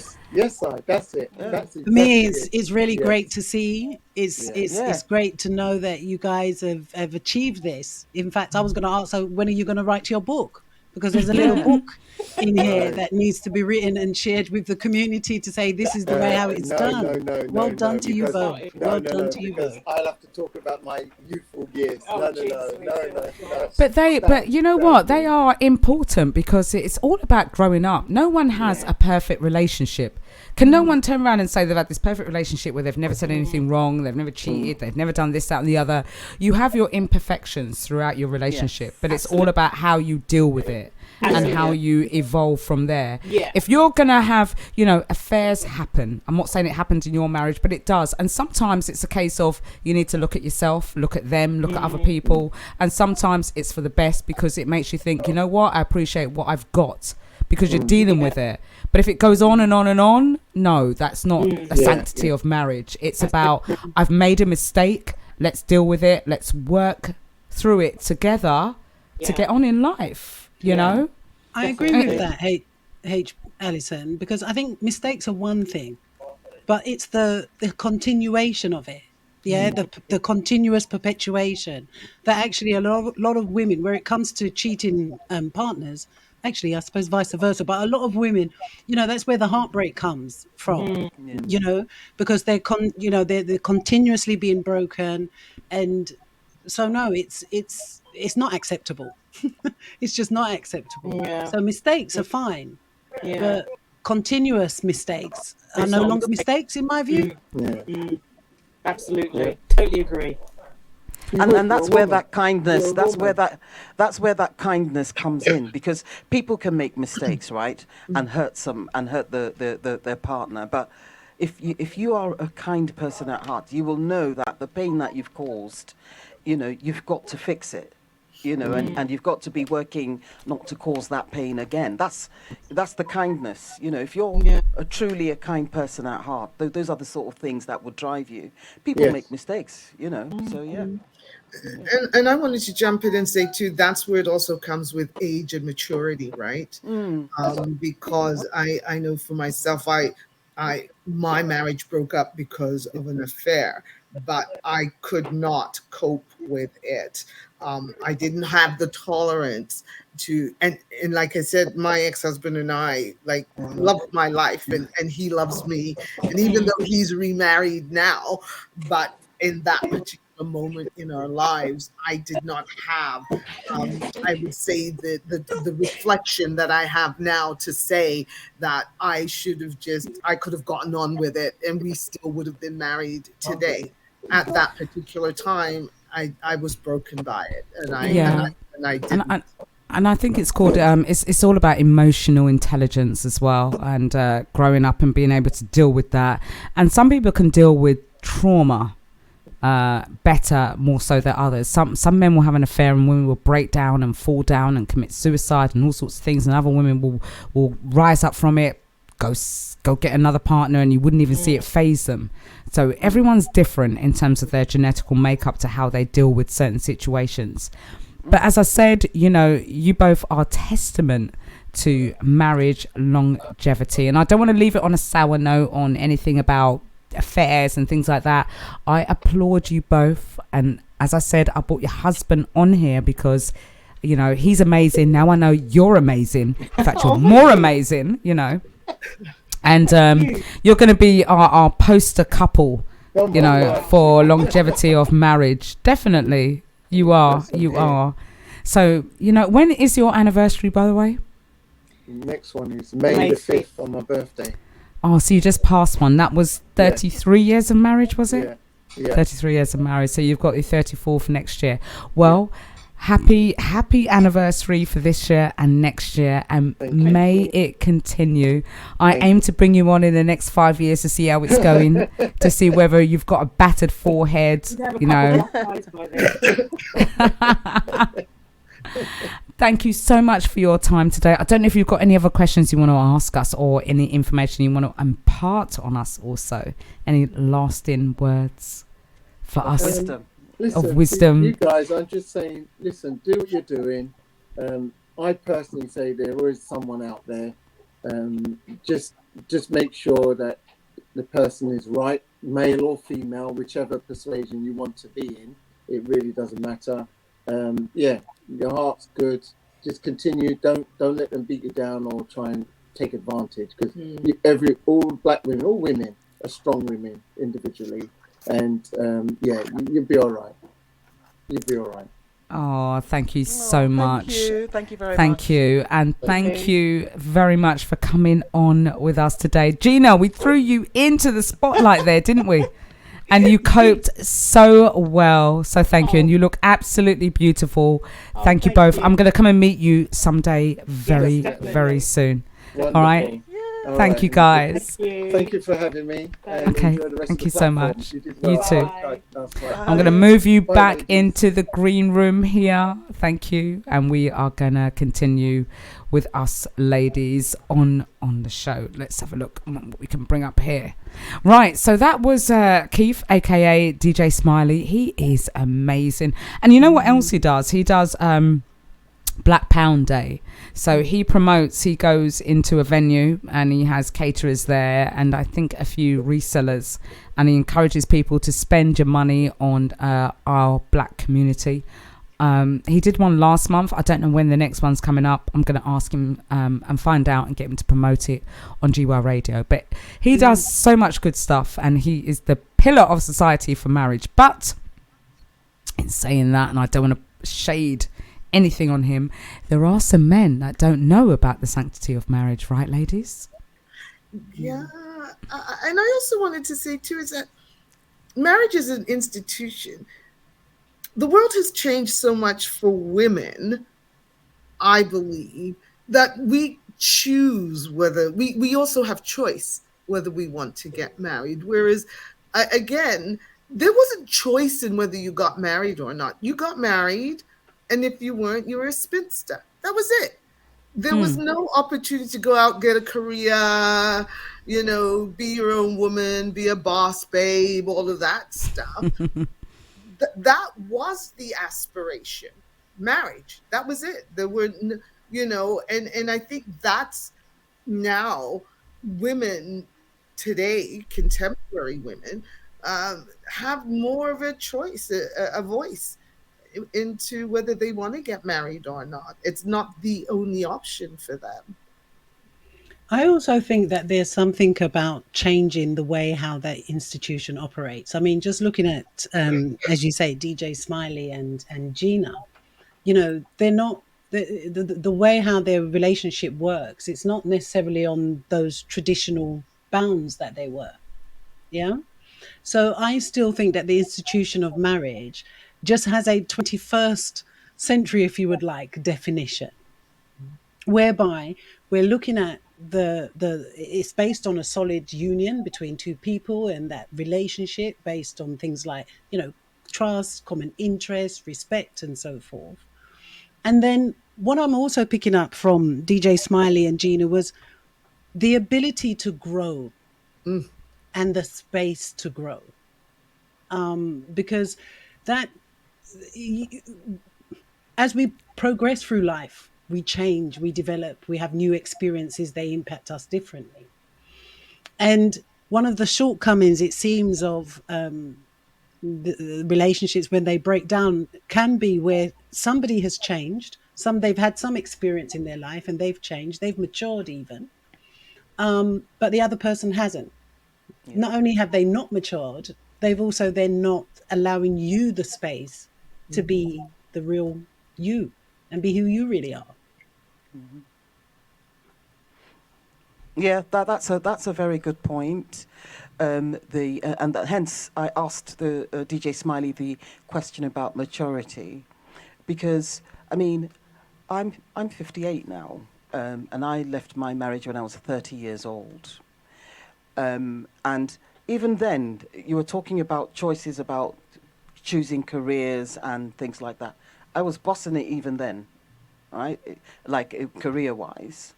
But I was a mother, and I was a wife, and I was expected to be subservient. I was expected to do all that stuff. And, looking back now, after having left that, I tell you, my ex-husband is still where I left him. 28 years ago. He hasn't changed at all. And there are many like that. And unfortunately, not all can be like Keith or DJ Smiley and be these upstanding men of society that think about their wives and think about their careers and think about children. And I think also, as I said before, a lot of men think that they do their little piece and that's enough to say that they are husbands and fathers and parents, and it's not. Just because you come and pick your child up at a weekend and take him out does not make you a father. Yeah. It doesn't make you a father, and it doesn't, or that you come, or you say you're married and, say you're out all the time and you spend one day a week at home with your wife, and all the other days you're out, and you take a child out and you buy him a load of toys and disappear again. That's not making you a good father because you provide for your child. It's a lot more than that. Same like motherhood and parenting, it encompasses so much more. And I think people put that on a loose chain and say, because I do this and because I do that, that makes me a good husband or it makes me a good father. And it doesn't. And when other people try and perhaps tell you that or offer advice, it's so difficult to hear because you're at that age where you've got the emotional intelligence to digest it or not. No, there's no one good age where you are able to take information in and churn it out to something favorable to everybody else. It's all a learning curve. And as the couple most importantly said, it's all about listening. Communication is all about talking and receiving information means that you've been actively listening and you're doing something with that information, whether you're saying I choose to ignore this or I'm going to do something with this or not. That's what it is. And we don't do enough of active listening. We take in what we want to hear and churn out what we want to say and miss the important parts. And I've been guilty of that myself. Definitely, as a strong black woman, and I can turn around and say I'm a very strong, independent black woman. There's not much that people can tell me that I can and can't do. Therefore, you have to bring a lot to the table to offer me for me to start changing my way of life or me. Because if you don't, at first, I probably will do to please. And then if I don't see that, then I'm like, I'm going to do as I did until you offer me something different or offer me to say, you know what, change your life because I'm going to make it a little bit better. And that to me is the massive difference. And that's what we don't do as women. We don't empower ourselves to say, you know what, we're worth this. And if what you're offering is too little, I ain't going to give you any more. Well, I did that. I did. Because after I left my ex-husband, 2 years after that, I went into a long-term relationship. And granted, we split up and we got back together a few times. But over 27 years, after the lockdown, I just thought, actually, it's not enough for me, what you're doing here. So I've got to go because, I'm a big woman and I know what I want. And I know myself, and I do cooking and cleaning. I mean, that's a doddle, really, in the grand scheme of things. Cooking and cleaning is not enough. So what's the reciprocal, where's the respect? Where's the love? Exactly. And I don't want it the mainstay of part of my relationship. I hate when people turn around and say, oh, gosh, you can cook, you can look after a man. And I'm like, yeah, I can cook, but should it be kind of like the main function of why you like me because I can cook? Hell, we can go to a restaurant every night. Yeah. That's how I'm looking at it. My mum cooked every day for the last 60, 75 years of her life. I'm like, there's restaurants out there, so why can't we go to a restaurant? Why do I have to cook every night to prove myself as a woman? I don't need to prove myself as a woman. And I think it's also tied to self-esteem and value and women's place in society as well. It's also tied to I am less valuable because I do not have a partner, I do not have a husband, I do not have a man. And so then my self-esteem suffers, not mine though. And and I think that also plays a greater role, that it's been perpetuated that a woman is whole when she has a partner. And that is something that, as we progress, we have to value ourselves and we have to love ourselves, whether we're in a relationship or not. And I wanted to just circle back to something you said, HPQ, about, fathers being, you pick up your kid and you take them out for the day and then you buy them a bag of toys and that's it. My ex-husband is a fabulous father. Our son is 40 this year. So he's Oh my grown God, no way. my son No is grown way. and sexy. You don't have a 40-year-old. And one of the, even though we broke up, one of the things that I admired about my ex-husband was he was always actively involved in my son's life. And one of the examples I speak about, I remember my son learning how to skate. And at the age of 38, my ex-husband decided he was going to learn to skate. And he said, this was very profound, he didn't want to watch Matthew skate. He wanted to skate with him. And so, those things of actively being involved. And I think the same thing is with the marriage. You have to be actively involved in the marriage as well on both sides to have it to be successful. Mm-hmm. Absolutely. You do. And I don't want to make it seem like I am... what's the word for it, rubbishing the states of marriage or relationships or making it seem like it's all doom and gloom. There really isn't. There isn't. But we have to give it from perspectives from all sides. And DJ Smiley gave it on the perspective of having a successful 33-year marriage. And for some of us, we've had some marriages, we've had some relationships that haven't always worked out. And it's all about gaining knowledge, right? It's all about evolving. It's all about what we are willing to tolerate. We've been through it with our parents, we've been through it with friends, and we've been through it through our own self-relationships. And we're getting to a point where we are starting to think, actually, I need to think more about myself and how I feel in certain scenarios. And all the time I would think about my partners and how they would feel and the reactions on them. And even now, if I'm making a decision for myself, I'm thinking about how's it going to affect them? How are they going to feel? And that's you always thinking about the next person, because that's how we're built. That's how we've been inbred. Think about the children, think about your husband. Don't think about yourself. Think about yourself last. And even when you do want to think about yourself, you feel a little bit guilty. I feel guilty for being selfish. Why is that? Why do we feel guilty for being selfish? But that's a normal thing about being a parent, being a mother, I think that element of guilt is quite natural, because that's what happens when you're somebody who has a lot of responsibility. I mean, taking it out of the family home. One second, miscellaneous. Lady B, just put yourself on mute while you're fanning yourself down. I know it's hot. I'm hot here. Just mute yourself. Thank you. Miscellaneous, carry on. Sorry, darling. No worries. Just taking it outside the family home, I'm thinking about in the workplace, where it is that you also then have a lot of responsibilities. If you've got responsibilities for your team, if you're a manager, etc., etc. You know, there's that element of guilt. I'm going home early and such life. So I think the element of guilt is quite natural. I think that's a natural reaction to having responsibility, and then you just taking that moment out to say, I'm going to do this little thing for myself, because that you would feel guilty. But what you would also have done as a mother anyway, you would have made sure that the children was all right before you went and did whatever you were going to do. And I also don't think it's necessarily something that's exclusive to women. It's majority more women. But I do think that there are some men who also think like that.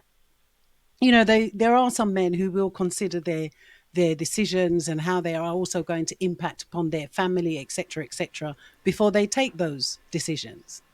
There may be few and far between, and it may not be at the forefront of their minds, but I do believe that there are men that think like that, because we have in DJ Smiley, and I am sure there are others, examples of successful marriages within our community. Many of us have taken on, seen what our parents went through, seen the importance of that connection, the importance of actually being a child born within a marriage, because in society, that's a thing. Yeah. If you're a child that's born outside of wedlock, that was another thing. Yeah. So a lot of us have taken on that attitude and would want to continue that in the generations to come. Because even though I've not been married, I am most definitely encouraging my children that actually marriage is a good thing. If you find the right person, if the two of you have an agreed approach.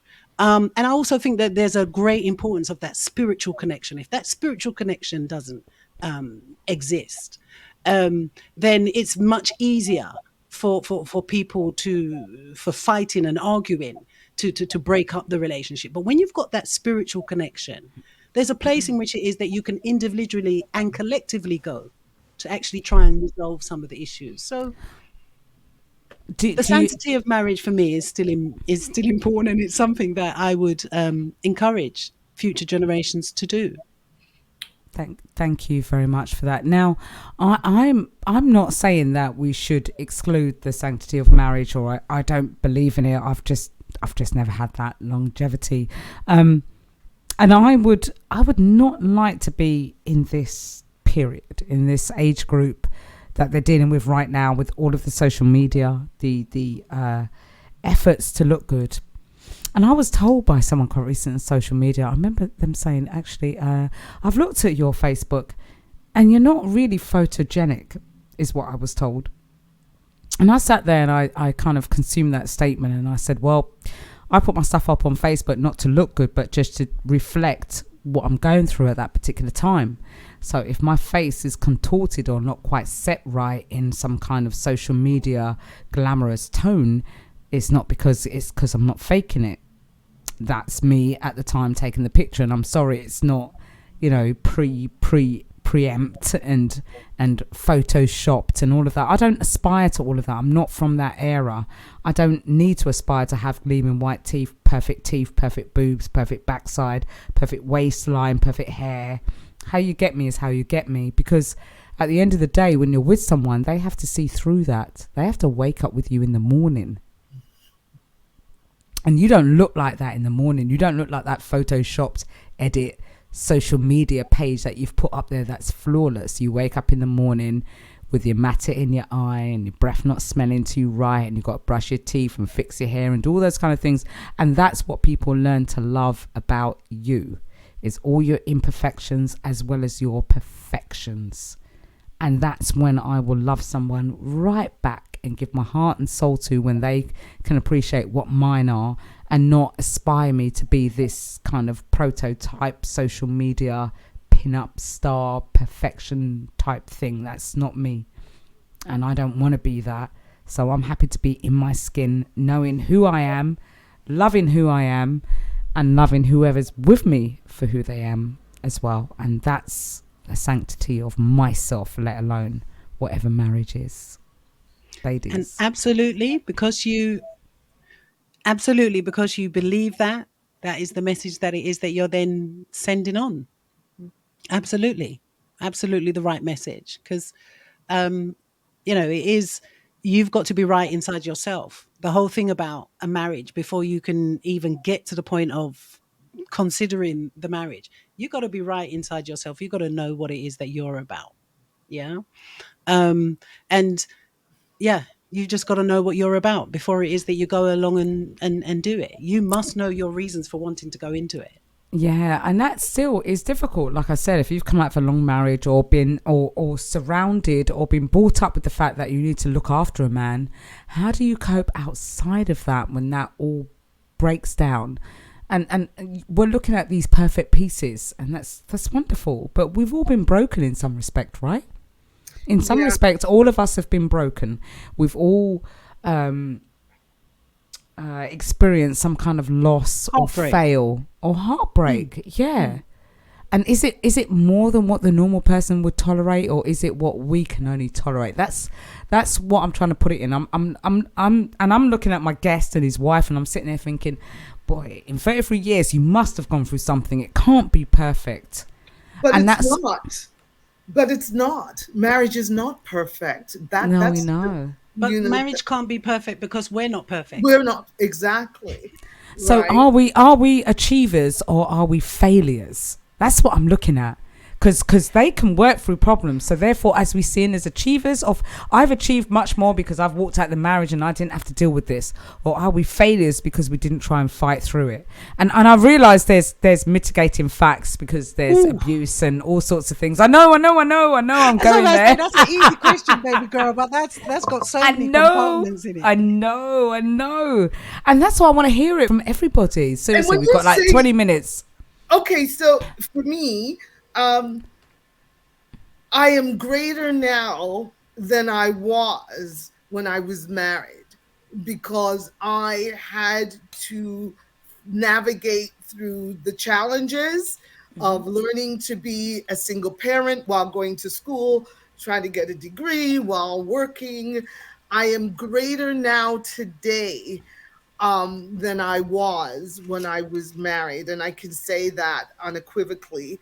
And I know I am because my ex-husband looks at me in awe and tells me how awesome I am and how I love that. And how that is his deepest regret. Yeah. Because actually what I'm looking at you and saying is, Caroline, could you imagine how far you could have got, how much further you could have got if actually you were in that solid, relationship with the two of you both working to grow and develop and so forth. But just imagine if the relationship became like that. I don't know. I don't know, because I think that situation shaped me to push me to be greater. Rather than having the husband who then made it comfortable for me to go back to school. I went back to school while I was married, and the second year I was not married, to the point of growth, people growing, and one partner is growing and another partner isn't. But I would say that situation pushed me to be who I am today. And I would not have been the same person then. I don't know who I would have been, but this Carolyn, this present person now, in the failure comes greatness no matter what. Absolutely. Yeah, absolutely. It's like the phoenix. Is it the phoenix that rises from the fire? Exactly. Yeah, and I agree with what you've just said, Miscellaneous, because, I look back and I know that if I had stayed in that situation, I probably might not even be here today. Oh my gosh. Yeah, that was, it was a choice that I had to make pretty sharpish, because my daughter was 1 when we left, and I knew that I couldn't let her see things the way they were in that environment. So, and after I left my marriage was when I went back and took a second degree and did what I had to do. I did what I had to do, and I did it on my lonesome. I didn't get any help from anybody, and I did it. And I know, I don't feel like, I used to feel like a failure because my marriage didn't work out, but actually I don't feel like that anymore. I feel great, actually. I feel great. I feel like at least I've done something good. I've raised a child on my own, and she's doing great things herself. And I've got a career to speak of. I've got a career spanning almost 30 years. So, and I'm happy in myself. When I decided to leave the 27-year relationship, it wasn't because I was not angry with him or anything like that, but I just felt that I didn't feel the reciprocal kindness. I didn't feel that reciprocation of what I was putting into it. And I had tolerated that for many years, and I decided to not tolerate it any longer. And you know what? We have that choice. And, I haven't revealed too much about my background. And I've come from a background of domestic violence, some severe domestic violence. And we'll go into that subject at some other point. And I think most of us ladies have actually been through that in our lives. And the ones that haven't, thank the Lord you haven't. But, my mum taught me about subservience and looking after a man. And I thought that's what came with it. I thought that was a part of life. I thought that's what people went through. And as soon as I learned it was different, I let it go. And it took a long time. And it makes you into stronger people. And sometimes that strength takes over and destroys relationships that you have subsequently, because you take that burden of what you've experienced, especially the ones straight after that. But with age comes experience, comes wisdom, as you say, and you realize that not everybody's the same, not every man is the same, but you have to make good choices. You can't blame every man doing what they need to do because it's just a man. You need to make the choices of what's good for you, what works for your soul, and what you both want to experience. And you do that through communication. And Keith said that very poignantly. Communication is the key. Right. And we need to learn from that. We need to speak to our men, and our men need to speak to us. We need to communicate. It's not a one-way thing anymore. It's not, baby, I need you to cook and make sure my food's on the table. It's like, what's bugging you today, hun? What's up? You know, we're going through menopause, and how many of us talk to our husbands about menopause or boyfriends? You know, when you meet a prospective man, I'm menopausal. It's not very attractive, is it? So we have to put that behind us and act like women and feel like we've got a super on our back. We're porn stars in the bedroom. We're great cooks in the kitchen, and we're great householders. I don't do that. Bless you. Bless you. If I met a man now, I'll be telling him straight. This is, I'm in my maturity. Yeah. Well, what else you gonna spit? And if he didn't understand what I mean by my maturity, then I'm gonna start to, I want to meet his sister or his mother or so forth. So, I'm gonna be, because the conversation needs to be had. I'm gonna use that line. I'm in my maturity. What are you gonna spit? Listen. That's pretty. If you were educated in the UK, right? You went to school and they taught you about the life cycles. Yeah, listen to me. This is a thing. It's a real thing. I have to laugh, but you know what? Miscellaneous. I'm going to agree and disagree at the same time because we have to be women. And we still have to be sexy and attractive at the same time. I'm not saying we have to wear short skirts and prance around like we'll do this, that, and the other. But we still need an element of, I don't know, like we're not going to kill the next man that does something wrong. Because I think we're making the next man pay for what the last man did sometimes. No. And we just need to get over that so slightly and move on. 100% agree with that. Hold on. I had some no's here. Who said no? I disagree.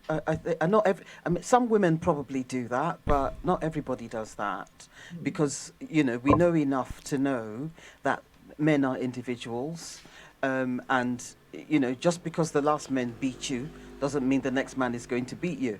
Again, absolutely, it's all down. Yeah. So not everybody does that, but some do and some don't. Yeah. I certainly haven't done. Yeah, and I wanted to jump in and say, I was a counselor at a battered women's shelter for many, many years. And I saw many women come in there running from partners, whether they were husbands or boyfriends in relationships. And one of the things that always that hit me was, particularly in these abusive relationships, that statistically that a woman's beaten 35 times before she decides that she's going to leave. That's probably about true. Yeah. And I agree with that. Yeah.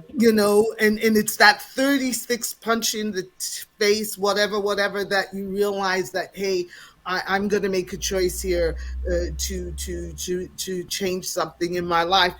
And one of my roles as a counselor was when the woman said she was going back, my job was not to tell her not to go back. Support her. My job was to empower her and support her and to give her the resources and tools that she required should she make the decision to leave again. Because the decision really does have to be hers. It can't be somebody else's. And so it has to be her decision to be able to leave. And even the putting up with the 35 times, that's about programming, isn't it? That's about her self-esteem and how she feels about herself. There's so many things that feed into. Yeah, you're no good. You have no value. Nobody's gonna want you again. And those are called messaging. Yeah, isolated from support. And so it is a very it's an act of bravery for a woman to decide to leave that situation. Economic support, she doesn't work. She depends on the partner for all of the monies in the household. All of those things become tied in. But I again, when you look back on, I was walking down downtown. I worked downtown, and this woman came up to me, and I had no idea who she was. And she was actually a woman who I had counseled when I was at the battered women's shelter, and she told me how great her life was with her two daughters who were both in colleges, universities, and to see the story, right? Because there is triumph out of the pain if you choose that. And there certainly is, ladies. And before we even carry on, we've got 10 minutes before the end of the show. Do you believe that? Can you believe that time has moved so quickly that we've got the last 10 minutes? So I'm going to try and round up the conversations here now. We're going to have some last speakers here, and we've got 5 more minutes before I wrap it up. And then we'll go towards the end of the show. Good afternoon or good evening to Empress Lee, and to also Legilos Claire T, who's on here also. Thank you very much for tuning in. Sorry, Miscellaneous, what was you about to say? Oh, sorry. I was just going to ask that, following on all of our discussions, and we've heard some really good things about marriages, but our own personal experiences haven't necessarily been positive ones. Yeah. So I was just going to ask everybody, was like, so after this, how do you feel about marriage? Is it something that you still think is a good thing? It's a right thing, something that you would encourage future generations to do, or you're not fussed either way?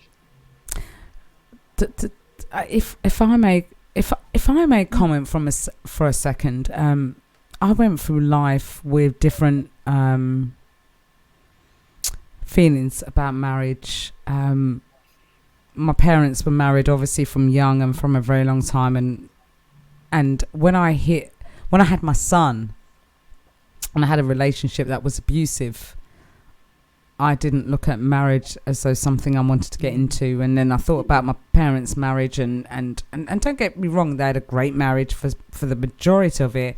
But I saw when my mum was in despair, and reading books and understanding what black women went through in the 60s, 70s, 80s, 90s in terms of being married and things that they had to do in order to achieve and go forward and to be with a man, that was hard.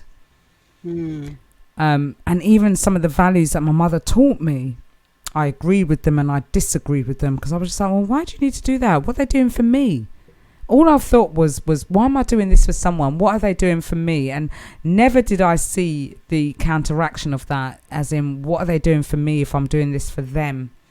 And so that was my issue growing up, with the way that my mum taught me to be. Okay, so I'll bring his dinner on a tray. Who's going to bring mine? And where's that coming? And do I just do this every day? Really? So I questioned everything. And even now in relationships, even when you speak to men or relationships that you're in, and they're like, my girlfriend did this, that, and the other. And now I don't feel bad. I'm tired of feeling bad about people's perceived inadequacies. There are things I can't do, and there are things I can do very well. But I'm not going to focus on the things that I can't do. And my upbringing wasn't, my sole life on earth isn't to look after you as a man and make sure that you're prepared for the world, and neglecting myself. Because that's changed a little bit. I need to look after myself and look after my man, and my man needs to look after me. And that's the world where I'm coming from now. And if I can, if someone is on that same page with me, then that's great. If they're not, then we're going to have a little bit of an indifference, because it needs to be about both, not one. And that's my last words on this. We've got 6 minutes, ladies, before we end with one track. I'm going to wrap this up because it's been so interesting, and I'm sorry I talked too much. So I'm just going to say very quickly that in answer to your question, yes, I mean, I don't have to be married, but I have no qualms. You know, I still think that there is value in being married. I mean, I'll take a partner any day as well. You know, if we want to partner up, great. If we want to get married, great. It's either or for me. I still think there's a lot of value in it. Thank you. Toronto, Carolyn, before we wrap up very quickly, we're wrapping up. Yes to a life partner. If marriage happens, my mom's been married twice, my dad's been married twice, my sister's been married twice, I've been married once. I still have one flag out there for this marriage thing. But depending which day you catch me, yes to a life partner. If we're jiving, possibly marriage, but we'll see. Thank you very much, Toronto, Carolyn. MissyLaneyUs, very quickly, because we are running out of time. So sorry.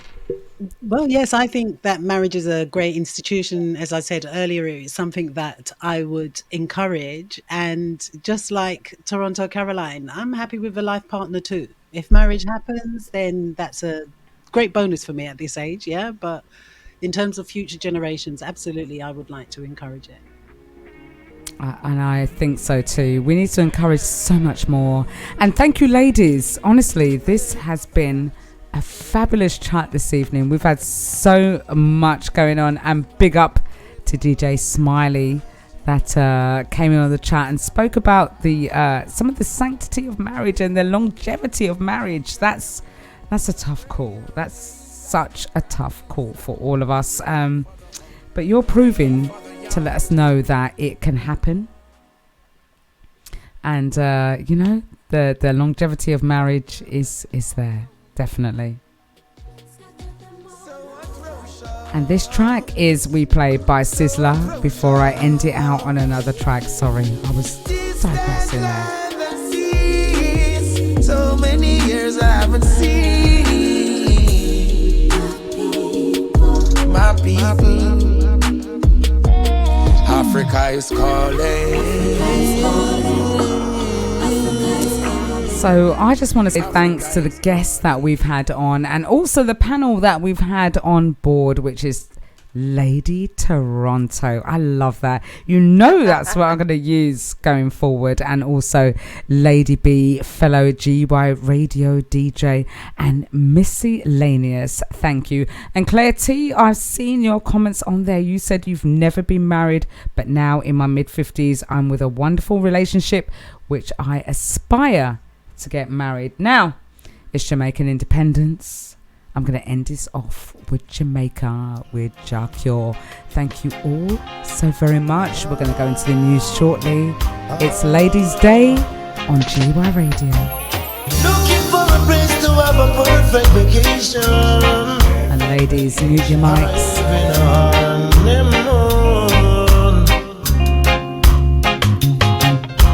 Another place for the perfect reservation. Let me take you there soon. Yeah. To a place called Jamaica. The island in the sun. Place called Jamaica. Everyone having fun. So Toronto, Caroline, say bye-bye to everybody. Say see you next month. See you next month, Jamaica. Some fun. The food is great, the people is great, a wonderful place, climate is great. Down here in Jamaica,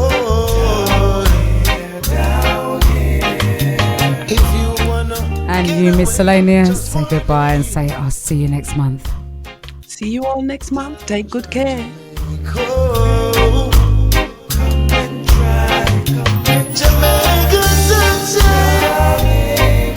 And you, Lady B, say I'll see you next week. Yes, I will see you next week. Have a good one.